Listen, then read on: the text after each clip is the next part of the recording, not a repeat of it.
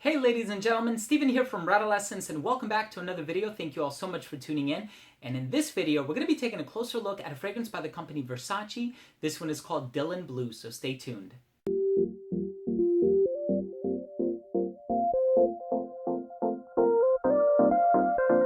Now, before I start the review, I just want to mention that if you are interested in picking up this fragrance, you may do so at Fragrance.com. They are the sponsor of this video. I'm going to leave all of the links down below. They have a lot of inexpensive and hard to find niche and designer fragrances, really good customer service, lightning fast shipping. I trust them with my niche and designer discounted fragrance purchases. Now, this fragrance was released in 2016. The original came out back in 2008, composed by Alberto Morillas. I believe in 2013, they released the Oud Noir version, which is also really good. And this one was inspired by the Mediterranean. I know Gianni Versace really appreciates Greek mythology, hence the Medusa crest here on the front. I'm really excited to talk to you about this one. Let's start the review by taking a closer look at the presentation. So here are the box and bottle for Versace Dylan Blue. Very similar to the original, with the exception that this one is a darker blue color. I also like the addition of the slanted Greek key pattern on the side here, really cool. You have the Medusa crest on the front here. You have the key logo engraved into the cap. Sprayer, nice distribution. And that was the presentation for Dylan Blue. Now, when I started reading the note breakdown for this one, it had an aura of familiarity about it. I saw ambroxan, I saw bergamot, I saw some other citrus in there, some woodsy notes, and I thought to myself, man, this sounds a lot like Dior Sauvage. And Dior Sauvage is one of my favorites. I think it's a stellar fragrance for the summertime. Dior Sauvage can also be purchased at Fragrance.com. So the thing with this fragrance is that it doesn't smell entirely like Dior Sauvage. I know it gets compared to Dior Sauvage, but I don't think it's a clone or a carbon copy of it. I think if you're looking for a clone, I would recommend going for something like Luna Rosa Carbon by Prada. This fragrance, on the other hand, kind of smells like a blend of Dior Sauvage mixed with Bleu de Chanel.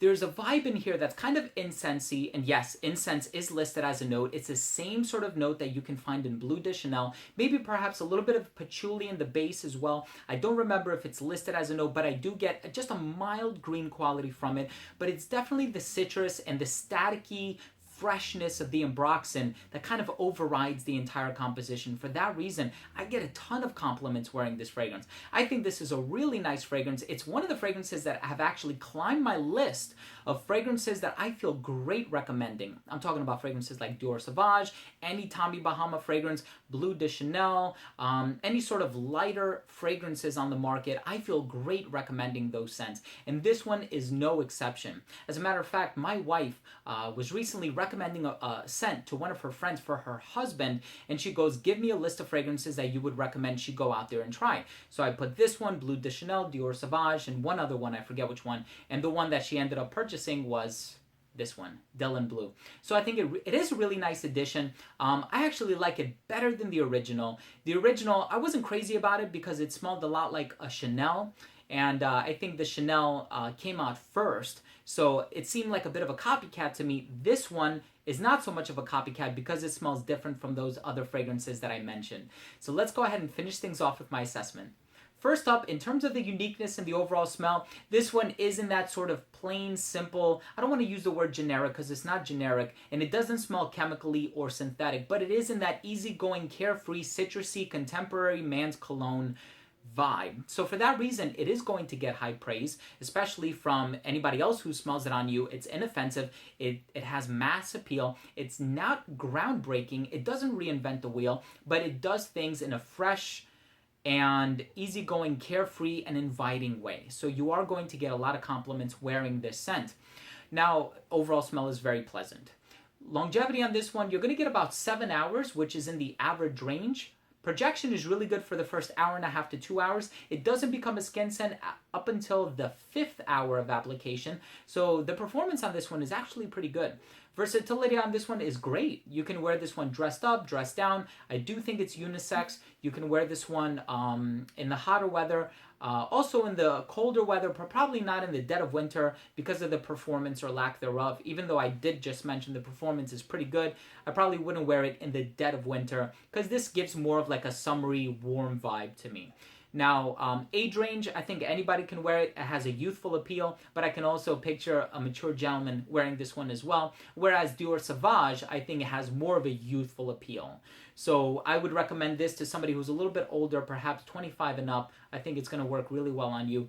Presentation, I like how they increase the opacity a little bit with the dark blue bottle. And my overall assessment on this one, I love it. I think it's a great scent. It's one that I recommend to people all the time. It's one that I've actually brought with me to work, and I've had people smell it and they enjoyed it. So I think it's a great scent. And once again, I just want to give a very special thank you to Fragrance.com for being the sponsor of this video. Once again, I'm going to leave all of their information down below, so make sure to check them out.